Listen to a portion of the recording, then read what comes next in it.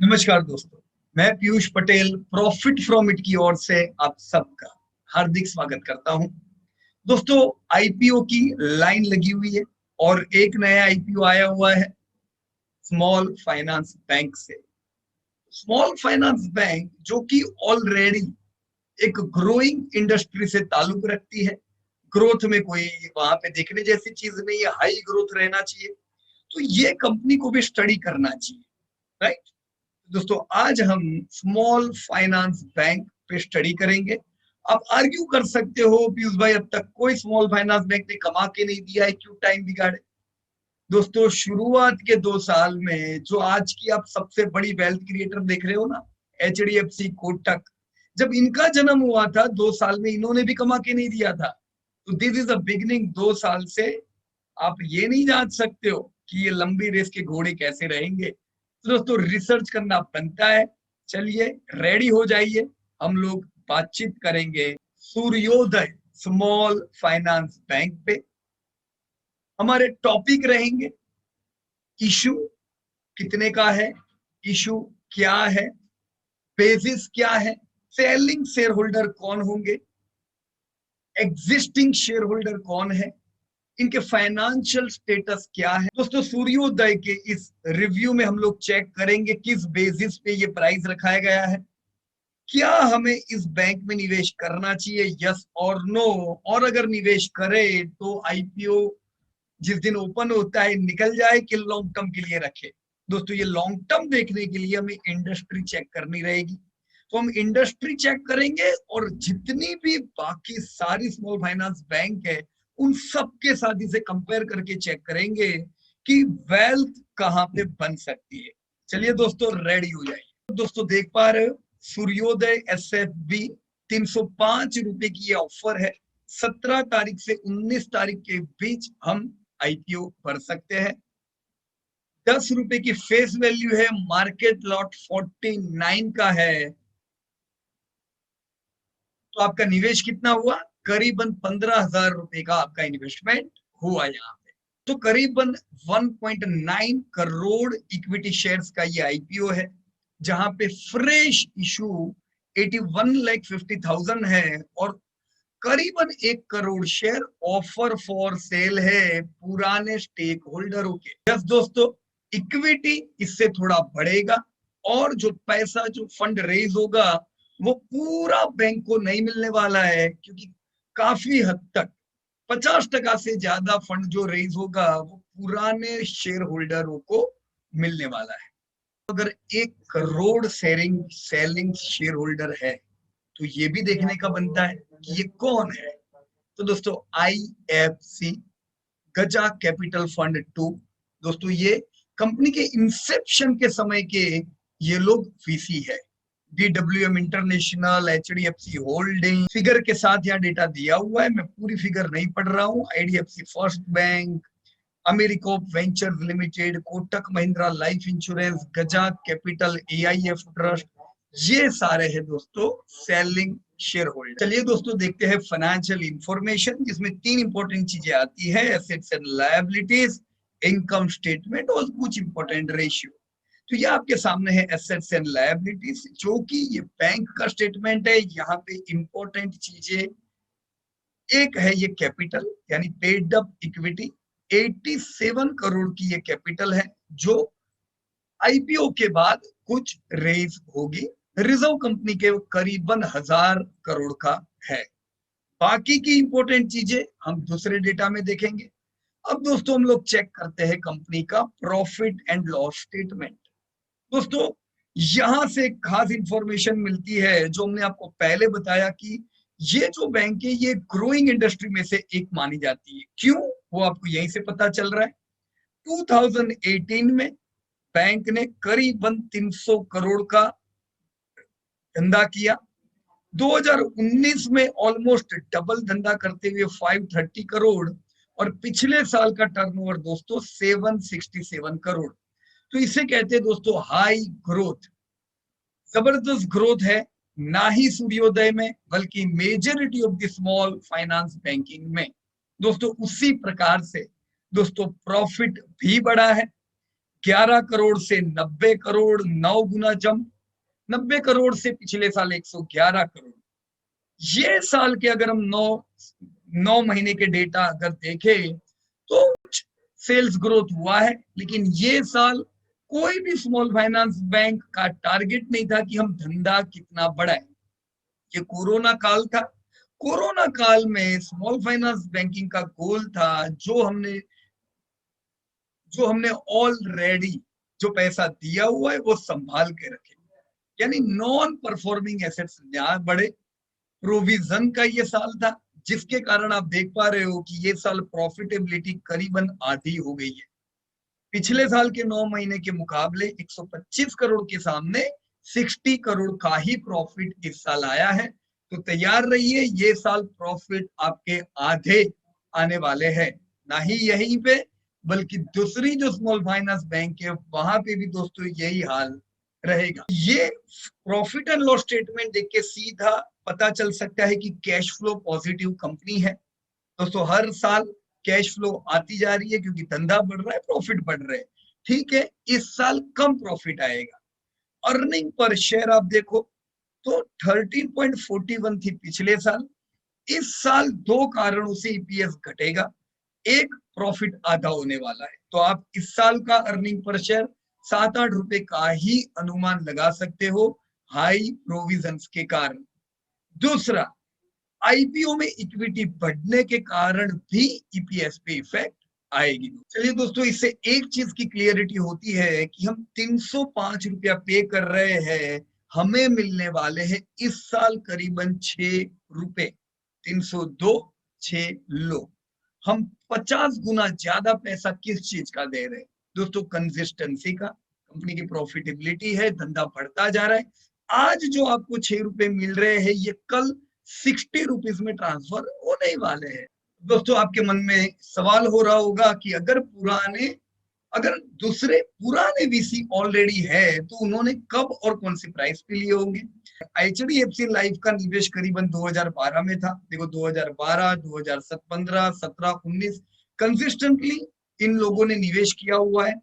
43 rupees से 78 से 107 से 120, 188 के अलग अलग प्राइस पे ये लोग निवेश करते आए हुए, तो इसमें कोई गलत बात नहीं है। 180 रुपीज पे इन्होंने 2 साल पहले निवेश किया, आज आप लोग 305 रुपए पे निवेश कर रहे हो। क्यों? क्योंकि इन्होंने जब निवेश किया तब कंपनी का रिजर्व भी कम था, सेल्स भी कम था। आज कंपनी ग्रो कर रही है, देखो पैसा मिल रहा है।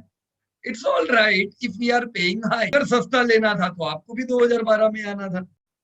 चलो दोस्तों, तो लगे हाथ हम ये भी देख लेते हैं कि इस कंपनी में पुराने निवेशक, प्रमोटर सबका मिला के किस प्रकार से शेयर होल्डिंग पैटर्न है। तो पी सुरेंद्र पाई, भास्कर बाबू रामचंद्रन, ये जो है ये प्रमोटर है जिनका स्टेक 13% के आसपास का है। गजा कैपिटल जो मैंने आपको बताया शेयर होल्डिंग है, और पूरी लाइन लगी हुई है अलग अलग निवेशकों की। आप देख सकते हो कितने अलग अलग FII, VCs, life insurance, mutual fund companies ने इस कंपनी में निवेश किया है। अब दोस्तों क्यों किया है? तो बिल्कुल सीधी और एकदम सिंपल सी बात है दोस्तों, हर एक बड़े निवेशक चाहता है कि वो ग्रोइंग इंडस्ट्री में निवेश करे ताकि ग्रोथ का फायदा उठा सके। Right friends? अब दोस्तों इस इशू का ऑब्जेक्ट क्या है? तो दोस्तों इशू में जैसे हमने बात किया, दो प्रकार के ऑब्जेक्ट है। एक था ऑफर फॉर सेल और एक था बैंक खुद जो अपने शेयर दे रही है। तो ऑफर फॉर सेल का तो कोई पैसा बैंक के पास आने वाला नहीं है, ये रिस्पेक्टिवली जो सेलिंग शेयर होल्डर है उनमें डिस्ट्रीब्यूट होगा जितना वो लोग सेल करेंगे। बैंक के पास जो पैसा आएगा वो नेट प्रोसीड दोस्तों यूज होगी बैंक का टीयर 1 कैपिटल बेस जो आरबीआई के हिसाब से जो मेंटेन करना है वो कैपिटल रिक्वायरमेंट बनाने में काम लगेगा। तो क्वालिटेटिव फैक्टर पे ज्यादा बात नहीं करेंगे क्योंकि क्वालिटी अभी हम कैसे बता सकते हैं जबकि अब हमने डेटा नहीं देखे। तो डेटा चेक करने के बाद हम क्वालिटी पे भी बात करेंगे। अभी इसकी एक ही क्वालिटी है कि ये जो बैंक है ये स्मॉल फाइनेंस बैंक है, यानी ये ग्रोइंग इंडस्ट्री से ताल्लुक रखती है। बाकी डेटा चेक करने के बाद जानेंगे सही में क्वालिटी है कि नहीं। क्वांटिटेटिव फैक्टर अगर चेक करें तो ईपीएस आपके सामने है 2020 का 13 रुपए का। दोस्तों अगेन ₹13 के हिसाब से मत सोचिएगा, ये साल का ईपीएस तो खाली 5-6 रुपए आपके हाथ में आने वाला है। 50 गुना ज्यादा अर्निंग के मुकाबले आप पैसा पे कर रहे हो, but still it could be worth as this is a growing industry. पी अगर आप 50 गुना ज्यादा दे रहे हो, तो आप दूसरी अगर स्मॉल फाइनेंस बैंक से पी को कंपेयर करो, तो बाकी स्मॉल फाइनेंस बैंक भी कहीं ना कहीं यही पी पे कुछ घूम रही है। इंपॉर्टेंट डेटा जो चेक करना चाहिए, that is return on net worth।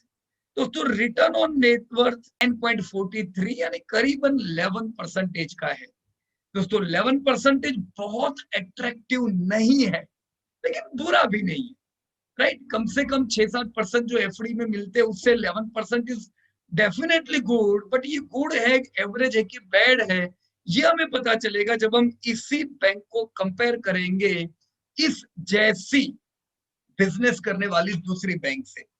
तो रिटर्न ऑन नेटवर्थ लिख दीजिए 11%। वेदर इट्स गुड और bad we are going to discuss it later. NAV again similar to book value, आप गिन सकते हो 134 रुपीज का इनका एनएवी है। तो आप 3 गुना ज्यादा प्राइस एनएवी से पे कर रहे हो। अब दोस्तों बारी आती है पीयर ग्रुप से कंपेयर करने की।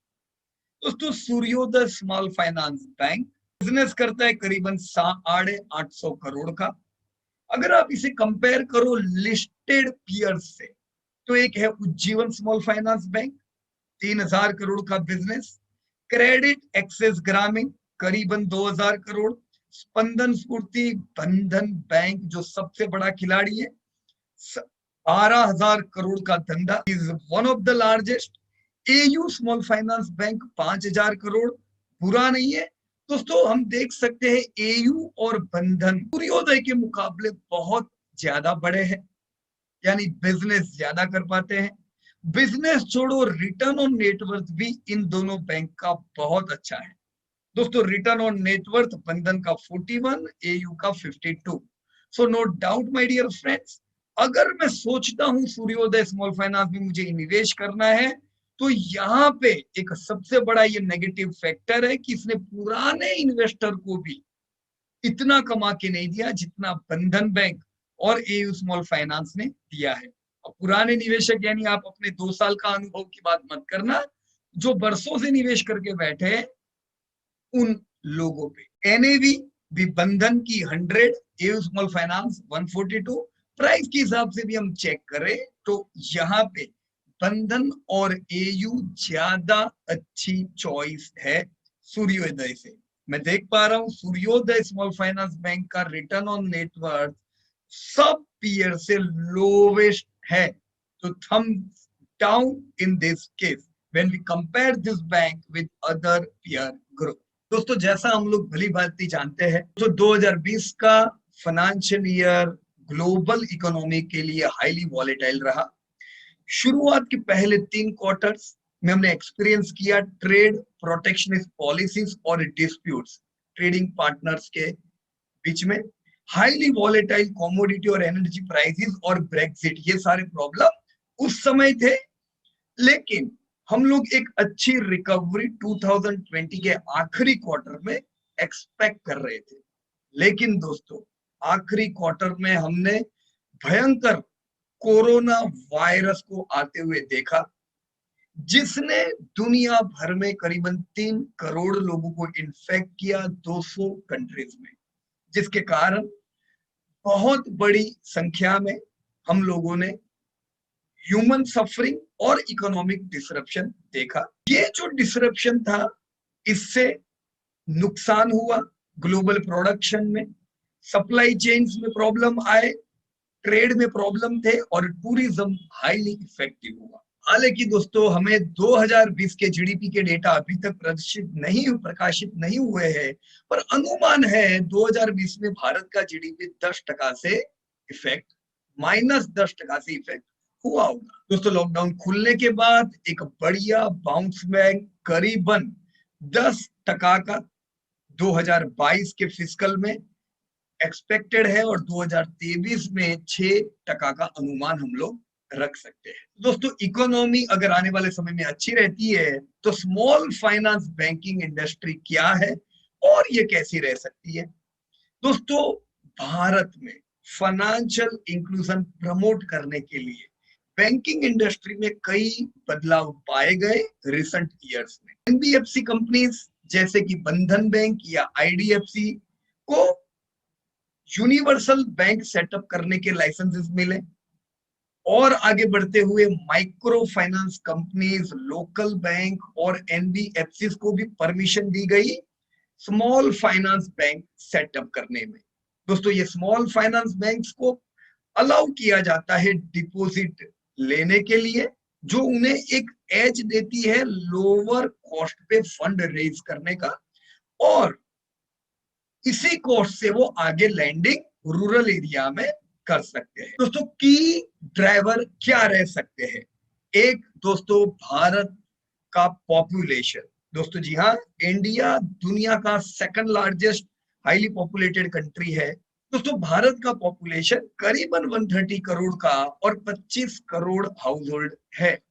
दोस्तों, ये जो पॉपुलेशन है ये करीबन 1.8% से पिछले 10 साल 2001 से 2010 के बीच में बढ़ा है, और आने वाले समय में 1% से ये ग्रो कर सकता है। हम करीबन 2024 तक 144 करोड़ का पॉपुलेशन देख सकते हैं। दोस्तों, इंडिया का पॉपुलेशन यंगेस्ट माना जाता है मेजर इकोनॉमीज में, 28 साल की मीडियम। 90% पॉपुलेशन 60 ईयर से कम के है। तो इंडिया में जो पॉपुलेशन है ये प्रोडक्टिव पॉपुलेशन माना जाता है। तो दूसरा कारण, फाइनेंशियल पेनिट्रेशन और बढ़ता जाएगा जैसे जैसे फाइनेंशियल प्रोडक्ट्स की अवेयरनेस और आगे बढ़ती जाती है, जिसमें डिमोनेटाइजेशन हो, यूपीआई हो, डिजिटल ट्रांजैक्शन हो, इनका भी एक बड़ा योगदान है। तीसरा कारण है क्रेडिट ग्रोथ, जो इंडिया में ऑलरेडी कम है। अलग अलग इंस्टीट्यूशंस के बढ़ने से दोस्तों ये क्रेडिट ग्रोथ और आगे बढ़ेगा। दोस्तों, स्मॉल फाइनेंस बैंक को 15% का कैपिटल एजुकेशन रेशियो बेसल 2 के नॉर्म्स के हिसाब से मेंटेन करना जरूरी है, ताकि फ्यूचर में कोई शॉक से दूर रह पाए। दोस्तों, चौथा बड़ा कारण है फाइनेंशियल इंक्लूजन और इंप्रूव होता जा रहा है दूसरी इमर्जिंग इकोनॉमीज से कंपैरिजन में। दोस्तों, वर्ल्ड बैंक के हिसाब से ग्लोबल एवरेज एडल्ट पॉपुलेशन की दोस्तों 69% थी 2017 में। दोस्तों, इंडिया का फाइनेंशियल इंक्लूजन अगर हम देखें तो एडल्ट पॉपुलेशन 53% पेनिट्रेटेड था 2014 में। 2017 में ये फिगर 80% पहुंच चुकी है। तो इसलिए हम कह सकते हैं कि यस, हम बाकी इकोनॉमी से अब अच्छा इंप्रूव करने लगे हैं फाइनेंशियल इंक्लूजन में। दोस्तों, इन्हीं चीजों को ध्यान में रख के इंडियन बैंकिंग इंडस्ट्री में इवोल्यूशन हुआ स्मॉल फाइनेंस बैंकिंग का। डिस्पाइट अलग अलग मेजर्स जो गवर्नमेंट ने किए, एक बड़ा स्टेप जो उन्होंने लिया वो जरूर स्मॉल फाइनेंस बैंक का था। दोस्तों, 2015 में करीबन 10 लाइसेंस इशू किए गए, जिसमें से 8 माइक्रो फाइनेंस प्लेयर थे, एक लोकल एरिया बैंक थी और एक एनबीएफसी थी। स्पेशली ये ध्यान रखा गया कि जो अनबैंक्ड पॉपुलेशन है उन लोगों तक फाइनेंशियल इंक्लूजन पहुंचे। दोस्तों, इसकी इफेक्ट भी हम लोगों ने देखी कि कैसे इंडिया की अनबैंक पॉपुलेशन, इंडिया के फाइनेंशियल इंक्लूजन 53% 2014 से 80% 2017 तक पहुंचे। तो जो एम से ये स्टार्ट किया गया था उसमें कई हद तक सफल होते जा रहे हैं। तो दोस्तों, ये एसएफ भी अपने हिसाब से बिजनेस कर पाएंगे, थर्ड पार्टी प्रोडक्ट सेल कर पाएंगे। इनमें ब्रांच रिक्वायरमेंट में कम से कम 25% उनकी ब्रांचेस रूरल अनबैंक्ड सेंटर में होनी चाहिए, जिनका पॉपुलेशन 10,000 से भी कम हो। पहले साल में ही उन्हें ये गोल अचीव करना है। तो कई बार ये डिटेल दी गई होती है अलग अलग जगह पे, लोग कंफ्यूज होते हैं ये टीयर 1, टीयर 2, टीयर 3 क्या है। तो ये डिटेल आपके सामने है। टीयर 1 सिटीज यानी वो सिटीज जो 1 लाख से ज्यादा पॉपुलेशन रखती है एज पर 2011 सेंसस, उसी प्रकार से टीयर 2 यानी 50,000 से 1 लाख के बीच में, एंड फॉलोइंग लिस्ट आपके सामने है। दूसरे जो शब्द इस्तेमाल किए जाते हैं वो है रूरल, सेमी अर्बन। तो दोस्तों मेट्रोपॉलिटन सेंटर वो होते हैं जो 10 लाख से ज्यादा पॉपुलेशन रखते हैं। अर्बन सेंटर, लाख से ज्यादा पॉपुलेटेड सेंटर्स को अर्बन कहा जाता है, और इसी प्रकार से लिस्ट को देखते हैं। दोस्तों जैसा आप देख पा रहे हो, स्मॉल फाइनेंस बैंक पिछले 4 सालों में दोस्तों 29% के CAGR से बढ़ पाए हैं AUM के हिसाब से। अब दोस्तों जितना बड़ा AUM, एसेट्स अंडर मैनेजमेंट, उतनी ज्यादा इंटरेस्ट इनकम बैंक्स को मिलती है। तो AUM एक बड़ा रोल प्ले करता है SFB के लिए। दोस्तों इसमें टॉप 3 जो SFB है ये 63% AUM के लिए रिस्पॉन्सिबल है। तो हमें सारी 10 SFB के पीछे पड़ने की जरूरत नहीं है। अगर टॉप 3 SFB हम फोकस करेंगे तो 63% AUM आपके पास आ गया। तो ये टॉप 3 SFB ने पिछले 3 सालों में ग्रोथ भी 35% का किया है, जो कि बाकी से बहुत अच्छा है।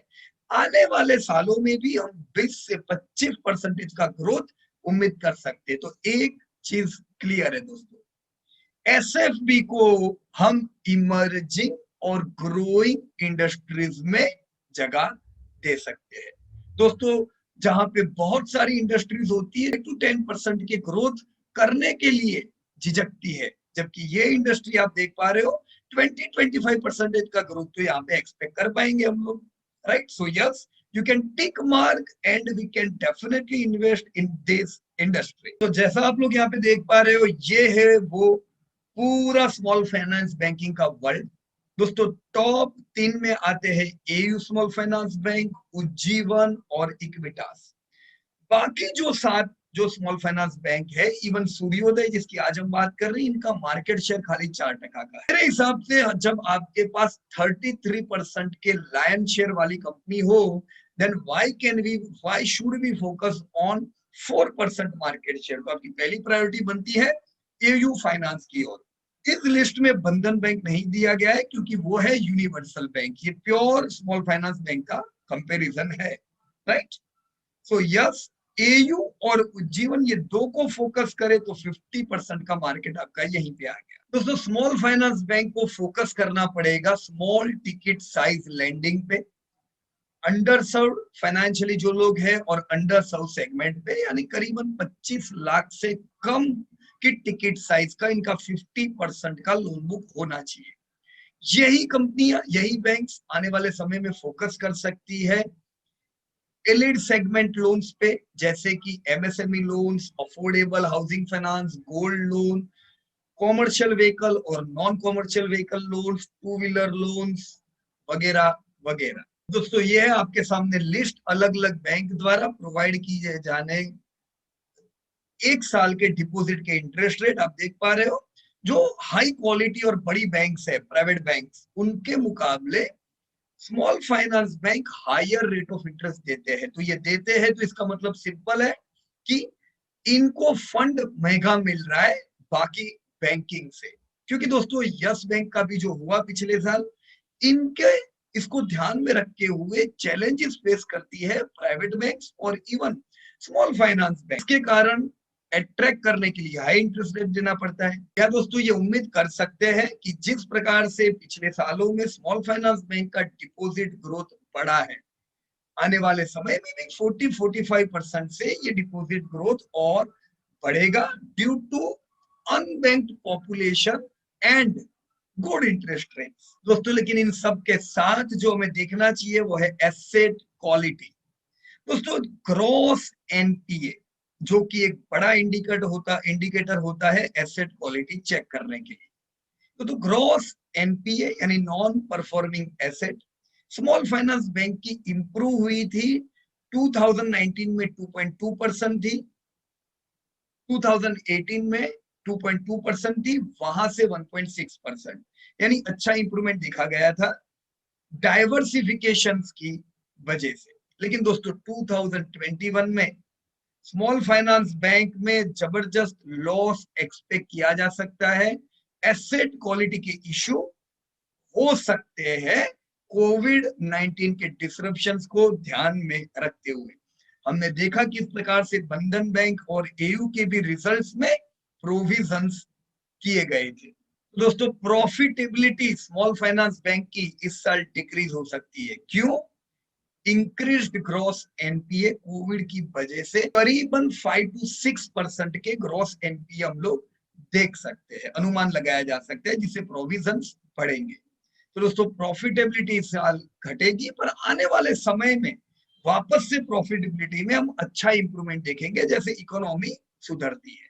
Friend, the financial position of yes bank declined since 2018 largely due to inability of the bank to raise capital to address loan losses and resultant downgrades, triggering invocation of bond covenants by investors. So after careful consideration of this development, आप लोगों को पता ही है कि मार्च महीने में RBI ने 30 दिन का मोराटोरियम यस बैंक में लागू किया, जिसमें डिपोजिट का विड्रॉ नहीं कर सकते थे 50,000 से ज्यादा। बैंक के बोर्ड को भी सुपरसीडेड करते हुए दोस्तों ये मोराटोरियम हटा दिया, और इसके बाद हमने देखा कि कई इन्वेस्टर्स अपने पैसे निकाल के या तो गवर्नमेंट बैंक में ट्रांसफर हुए या प्राइवेट बैंक में ट्रांसफर हुए। तो दोस्तों स्मॉल फाइनेंस बैंक को भी ये घटना का नेगेटिव इंपैक्ट आ सकता है, जिससे उनको अपना रेपो अच्छा बनाना पड़ेगा आने वाले समय में। दोस्तों इंटरेस्ट रेट हाई है तो लोग तो अट्रैक्ट होके डिपॉजिट करने वाले हैं। क्रेडिट गारंटी कॉर्पोरेशन ने भी दोस्तों, आप जानते ही हो कि जो डिपॉजिट पे जो इंश्योरेंस होता है, जो पहले अब तक 1 लाख का था, वो बढ़ा के 5 लाख रुपए का इंश्योरेंस कर दिया है। That is a very good news for retail investors. आइए दोस्तों पीयर कंपैरिजन करते हैं, यानी जितने भी स्मॉल फाइनेंस बैंक है उसमें हमने एक फिगर देखी, एयूएम किसकी सबसे बड़ी है। तो ये तो एक इंडिकेटर है ही जानने के लिए कि अच्छा धंधा कौन कर रहा है, और वो धंधा क्वालिटी कितना हो रहा है, प्रॉफिटेबिलिटी कितनी है, ये सब जानने के लिए कुछ पैरामीटर्स होते हैं, जो यहाँ पे मैंने पैरामीटर्स भी दिए हैं। रिटर्न ऑन एसेट्स ROA, जिसकी फॉर्मूला दी हुई है प्रॉफिट आफ्टर टैक्स, यानी रिटर्न डिवाइड बाय एसेट्स, यानी कि average of total assets on the book.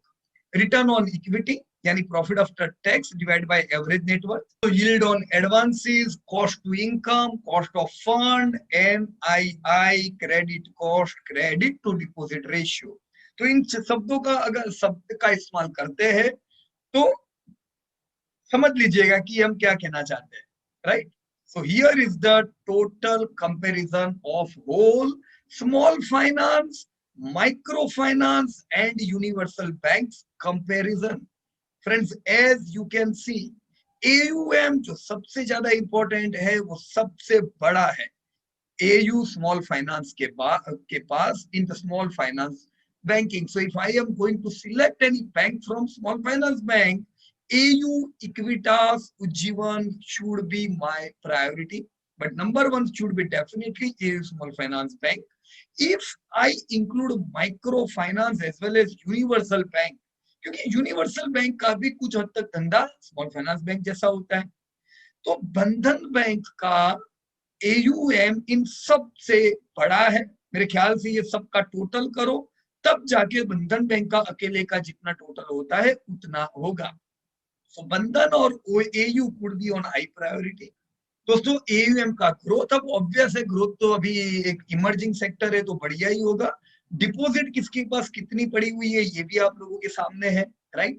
तो जितनी ज्यादा डिपॉजिट उतना लो कॉस्ट पे फंड। इसके अलावा का जो मेन इंपॉर्टेंट फिगर है दैट इज दोस्तों बैंकिंग आउटलेट। अगर आप देखें तो बंधन बैंक के पास सबसे ज्यादा आउटलेट है, करीबन 4500। अगेन आप सबका टोटल करोगे तो भी उतना नहीं हो पाएगा। Yes, here AU and Equitas are also having huge banking outlets. Employee strength, बंधन बैंक। CAR, अब देखो कैपिटल एजुकेशन रेशियो, जो हमने पहले ही बात की कि मिनिमम तो 15 तो रखना है, अब जितना ज्यादा उतना अच्छा। आप देख सकते हो यहाँ पे SFB में सूर्योदय, फिनकेयर, उज्जीवन, इन लोगों का कैपिटल एडिक्वेसी रेशियो अच्छा है, पर क्वालिटी इससे पता नहीं चलती है। दूसरी एक चीज जो देखनी चाहिए दैट इज डाइवर्सिफिकेशन।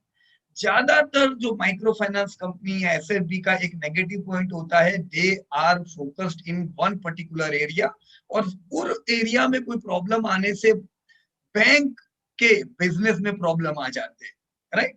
तो यहाँ पे जैसे आप देख पा रहे हो, बंधन बैंक अब 34 स्टेट्स और यूटी तक पहुंच चुकी है, जबकि एयू अभी 12 ही स्टेट्स और यूटी में है। तो वो एरिया में प्रॉब्लम पड़ने से हो सकता है हमें भी प्रॉब्लम हो जाए। सूर्योदय खाली 12, राइट। तो अभी भी हम कहेंगे कि ये जो स्मॉल फाइनेंस बैंक है ये अभी भी कुछ ही एरिया में सीमित है। आने वाले समय में उम्मीद रखेंगे कि अपने एरिया का और विस्तार करते जाए। दोस्तों इन पूरे डेटा को ध्यान में रखते हुए बंधन यूनिवर्सल बैंक में और एसएफबी एयू, इन दोनों को हम ज्यादा फोकस रख सकेंगे, सूर्योदय से भी ज्यादा। तो ऑपरेशनल एफिशिएंसीज अगर हम देखें तो एडवांसेस पर बैंकिंग आउटलेट, अब एयू स्मॉल फाइनेंस देख सकते हो कि करीबन 42 करोड़ का एडवांसेस पर बैंकिंग आउटलेट है, जो कि पूरे लिस्ट में सबसे बढ़िया है। तो यहाँ पे सूर्योदय का अगर हम सूर्योदय स्मॉल फाइनेंस बैंक का देखें तो इनका खाली 9 करोड़ का एडवांसेस पर बैंकिंग आउटलेट है। तो एफिशिएंसी में भी एयू स्मॉल फाइनेंस सबसे आगे निकलता है। इसी प्रकार से अगर हम डिसबर्समेंट पर एम्प्लॉय देखें, एडवांसेस पर एम्प्लॉय देखें, तो भी एयू स्मॉल फाइनेंस बैंक को ज्यादा टेक जाता है। प्रोडक्ट मिक्स क्या है, जितनी ऐसी प्रोडक्ट जो हाईली सेफ्टी है। दोस्तों प्रोडक्ट मिक्स एसएफबी की क्या है, तो यहाँ पे आप देख पा रहे हो कि अभी एमएफआई में एयू स्मॉल फाइनेंस बैंक नहीं है, पर व्हीकल लोन में करीबन इनका 50% मार्केट शेयर है। लेकिन इस लिस्ट को हमें देख के इतना पता चलता है कि ज्यादातर पोर्टफोलियो एमएफआई की ओर झुका हुआ है एसएफबी का। दोस्तों प्रॉफिटेबिलिटी हमें अगर पूरे स्मॉल फाइनेंस बैंक की अगर हमें चेक करनी है तो यहाँ पे ये पूरा स्मॉल फाइनेंस बैंकिंग का वर्ल्ड आपके सामने है। यहाँ पे जो मेजर चीज जहाँ पे हमें फोकस करना चाहिए, कॉस्ट में जो सबसे ज्यादा ऊपर आता है that is gross NPA. As you can see AU small finance bank का ग्रॉस एनपीए ऑलमोस्ट लोएस्ट में से एक है। अगर आप सूर्योदय के वहां जाते हो तो 2.8%, मतलब one of the highest gross NPA आपके सूर्योदय स्मॉल फाइनेंस बैंकिंग के पास है। So why should we go with Suryoday when you have top quality SFB like AU, right. Even अगर आप इसी को बंधन बैंक से चेक करो, बंधन बैंक के भी ग्रॉस एनपीए 1.5% है लास्ट ईयर के।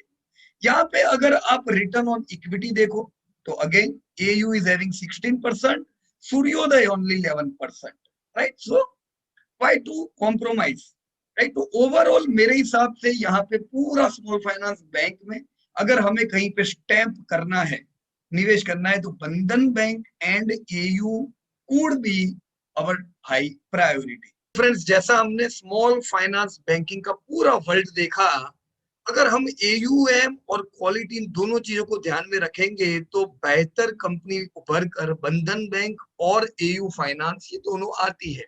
तो इस ग्रोइंग इंडस्ट्री पे ध्यान रखने में ये दोनों कंपनी पे ज्यादा वेटेज हमारा दोस्तों रहना चाहिए। ओवरऑल दोस्तों जितने भी कंपनीज हम लोग देख रहे हैं स्मॉल फाइनेंस बैंक में, ये जो जो अलग अलग प्रोडक्ट्स में डील करते हैं, जिसमें एक है माइक्रो फाइनेंस जहां पे ज्यादा वेटेज रहता है फाइनेंस का। आप देख सकते हो दोस्तों 24% के सीएजीआर से माइक्रो फाइनेंस बढ़ रहा है। दोस्तों क्लाइंट बेस में भी ग्रोथ 16% से बढ़ने की उम्मीद है आने वाले सालों में। पिछले समय में 5 साल में आप देख पा रहे हो 24% के सीएजीआर से क्लाइंट बेस बढ़े हैं। तो ये चीज एमएफआई के पोर्टफोलियो को ड्राइव करने में अच्छी साबित होगी। फ्रेंड्स एसेट क्वालिटी देखें तो जैसे आप देख रहे हो स्मॉल फाइनेंस बैंक की एसेट क्वालिटी इतनी बुरी भी नहीं थी। आप देख सकते हो कि अब तक की उनकी एसेट क्वालिटी अच्छी थी। यस उनका जो फोकस होता है वो क्लास में है कि जिनमें कोविड-19 के दरमियान ज्यादा नुकसान हुआ है, तो वहां पे कोविड की वजह से यहाँ पे आप देख पाओगे कि प्रॉफिटेबिलिटी घटेगी। पर अगेन आने वाले समय में ग्रॉस एनपीए इनकी कंट्रोल्ड रहेगी। तो दूसरा जो सेगमेंट है MSME credit, MSME credit 5 to 6% से ग्रोथ करेगी, ये एवरेज से भी कम ग्रोथ है दोस्तों। तो लोन अगेंस्ट प्रॉपर्टी पिछले समय में 16 से 13% के ग्रोथ से बढ़ी है और आने वाले समय में उम्मीद करेंगे कि ये डबल डिजिट का ग्रोथ दे। तो काफी उतार चढ़ाव वाला सेगमेंट रहा कॉमर्शियल व्हीकल डिसबर्समेंट। आप देख पा रहे हो कंसिस्टेंसी नहीं थी और पिछले कुछ समय में डाउनफॉल आया था दोस्तों। आने वाले समय में 2020 हम करीबन 10% का ग्रोथ उम्मीद करेंगे। ओवरऑल अगर हम देखें तो फाइनेंस सेक्टर बढ़ना है, फाइनेंस सेक्टर में बैंकिंग को अच्छा फायदा होगा, बैंकिंग में स्मॉल फाइनेंस बैंक कोई डाउट नहीं है, हम अच्छा ग्रोथ देखेंगे। पर यहाँ पे बंधन बैंक और एयू बैंक क्वालिटी वाइज और एयूएम वाइज सबसे अव्वल रहती है। स्मॉल फाइनेंस बैंक पे इतनी प्रायोरिटी हम नहीं रख सकते हैं दोस्तों। स्मॉल फाइनेंस बैंक के बारे में भी कुछ डिटेल ले दोस्तों।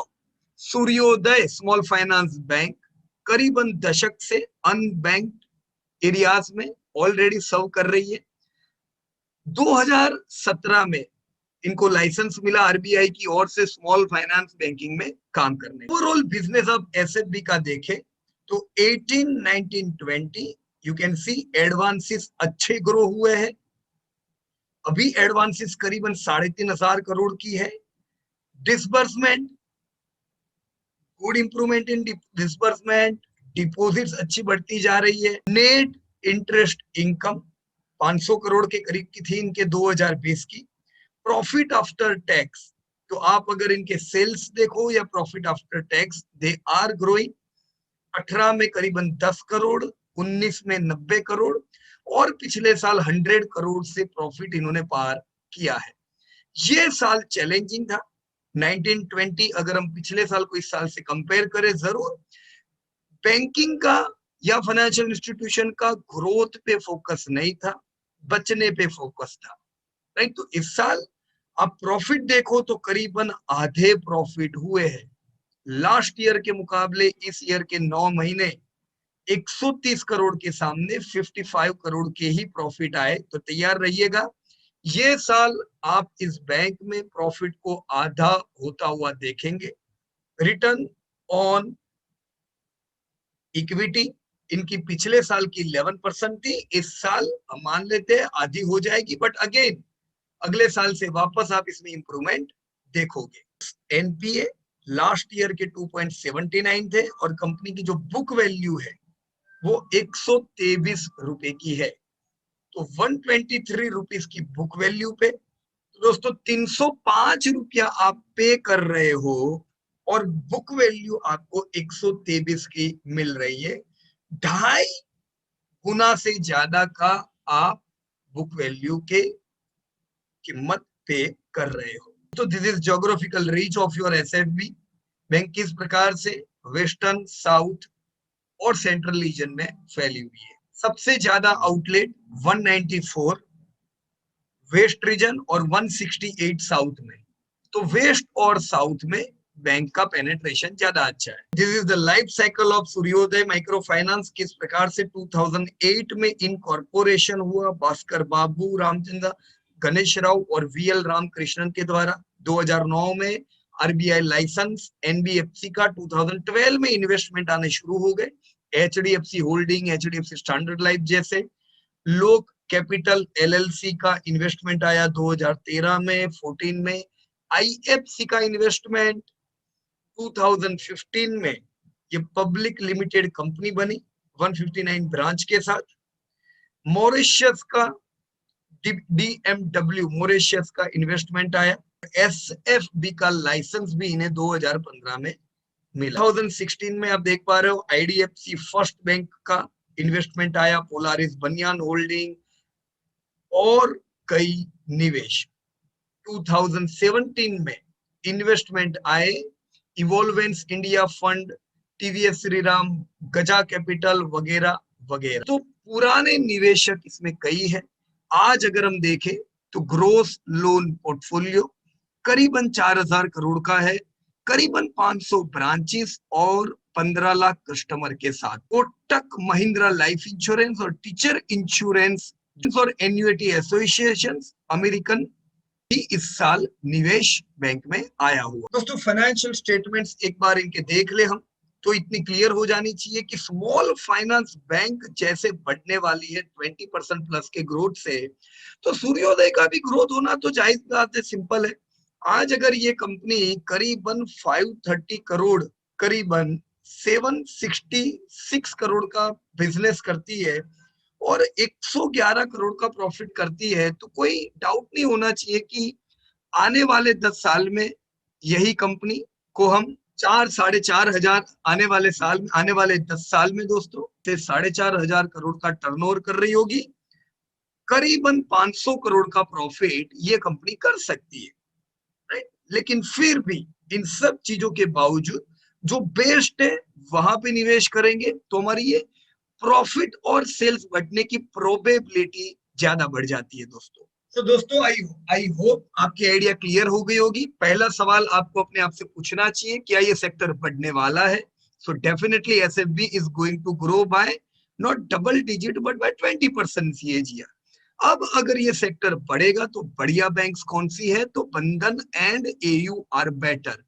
फिर भी कोई भी बैंक में निवेश करते हो 3% से ज्यादा पोर्टफोलियो में निवेश नहीं करना चाहिए।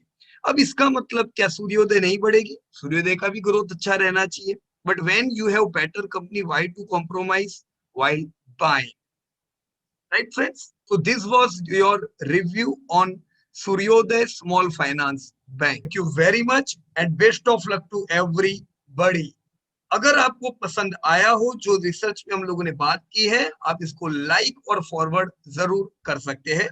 कमेंट जरूर छोड़िएगा, आपके हिसाब से सबसे बढ़िया स्मॉल फाइनेंस बैंक कौन सी है। धन्यवाद दोस्तों।